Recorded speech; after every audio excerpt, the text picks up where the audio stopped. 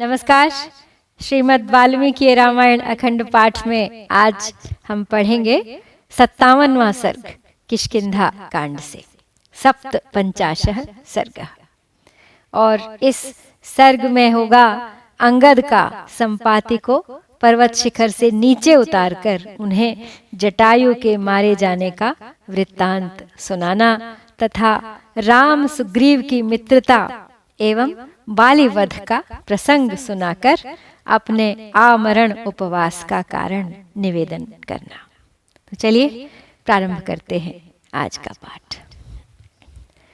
शोकाद भ्रष्ट स्वरम अपि श्रुत्वा वानरयूथपाः श्रद्धुर्नैव तद्वाक्यं कर्मणा तस्य शंकिताः ते प्रायमुपविष्टास्तु दृष्ट्वा गृध्रं प्लवङ्गमाः चक्रुर्बुद्धिं तदा रौद्रां सर्वान्नो भक्षयिष्यति सर्वथा प्रायमासीनान् यदि नो भक्षयिष्यति कृतकृत्या भविष्यामः क्षिप्रम सिद्धिमितो गताः एतां बुद्धिं ततश्चक्रुः सर्वे ते हरियूथपाः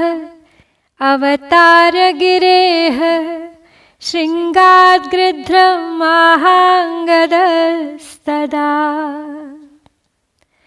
शोक के कारण संपाति का स्वर विकृत हो गया था। उनसे बात कहते नहीं बन रही थी। उनकी कही हुई बात सुनकर भी वानर यूथपतियों ने उस पर विश्वास नहीं किया, क्योंकि वे उनके कर्म से शंकित थे। आमरण उपवास के लिए बैठे हुए उन वानरों ने उस समय गीध को देखकर यह भयंकर बात सोची। वो सोचने लगे कि हम तो सब प्रकार से मरणांत उपवास का व्रत लेकर ही बैठे थे। यदि यह पक्षी हमें खा लेगा तो हमारा काम ही बन जाएगा, हमें शीघ्र ही सिद्धि प्राप्त हो जाएगी। फिर तो उन समस्त वानर यूथपतियों ने यही निश्चय किया और उस समय उस गीध को उस पर्वत शिखर से उतारकर अंगद उनसे इस प्रकार बोले।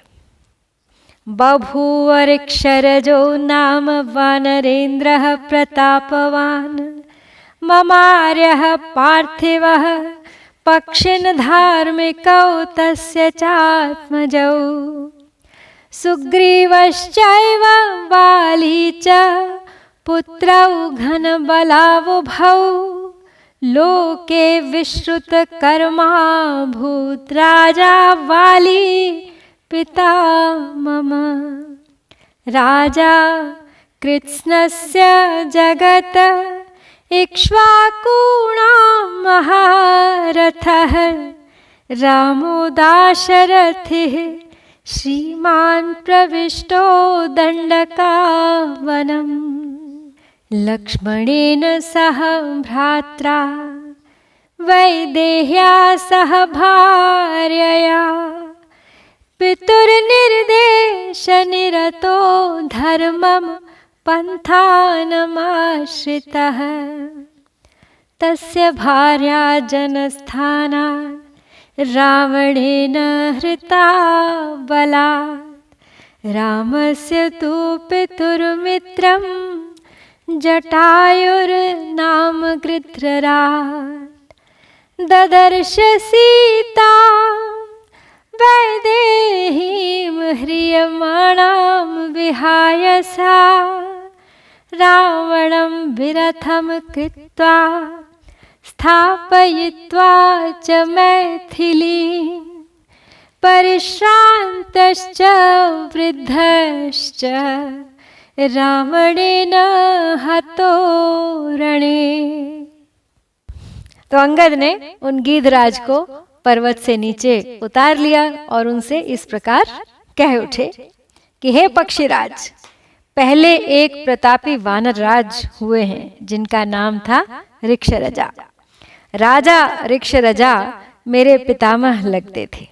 उनके 2 धर्मात्मा पुत्र थे, सुग्रीव और वाली। दोनों ही बड़े बलवान थे। उनमें से राजा वाली मेरे पिता थे। संसार में अपने पराक्रम के कारण उनकी बड़ी ख्याति थी। आज से कुछ वर्ष पहले इक्ष्वाकु वंश के महारथी वीर दशरथ कुमार श्रीमान रामचंद्र जी, जो संपूर्ण जगत के राजा हैं, पिता की आज्ञा के पालन में तत्पर हो धर्म मार्ग का आश्रय लेकर दंडकारण्य में आ गए थे।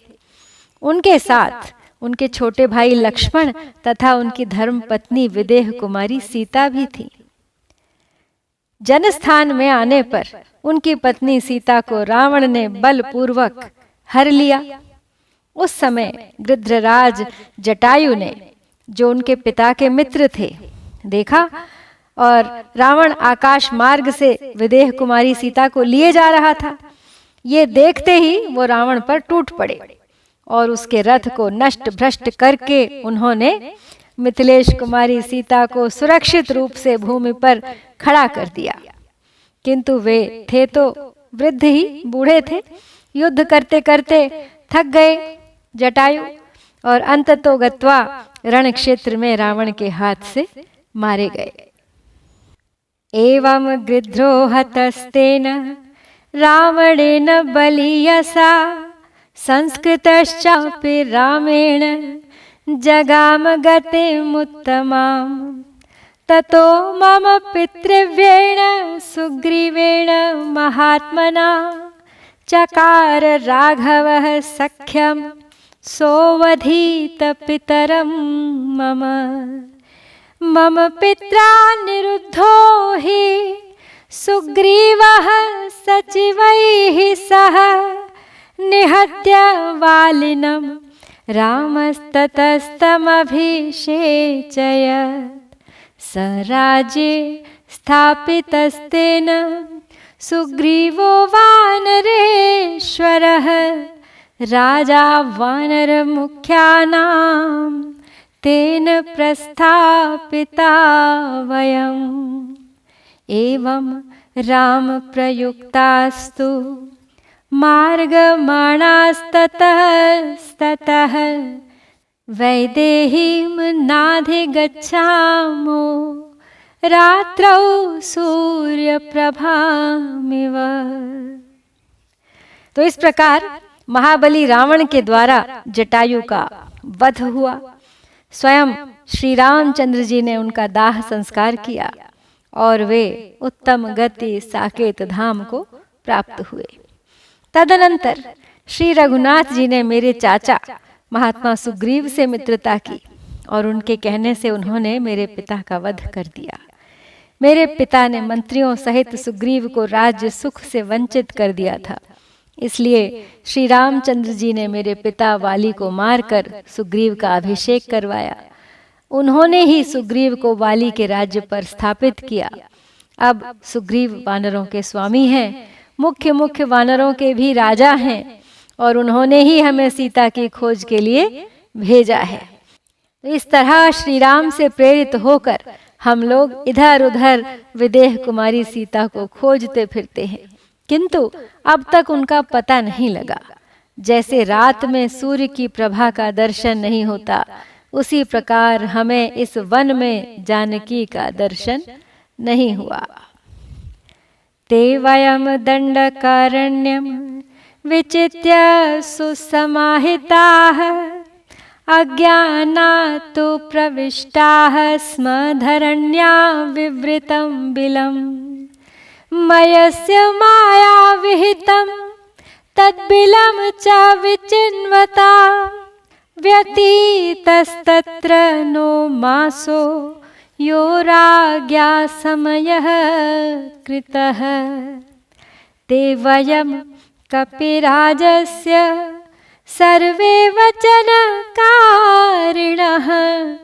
कृतां संस्थामतिक्रान्ता भयाप्रायमुपासिताः। क्रुद्धे तस्मिंस्तु काकुत्स्थे सुग्रीवे च सलक्ष्मणे गतानामपि सर्वेषां तत्र नो नास्ति जीवितम्। आगे कहते हैं अंगद संपाति से कि हम लोग अपने मन को एकाग्र करके दंडकारण्य में भली भांति खोज करते हुए अज्ञानवश पृथ्वी के एक खुले हुए विवर में घुस गए।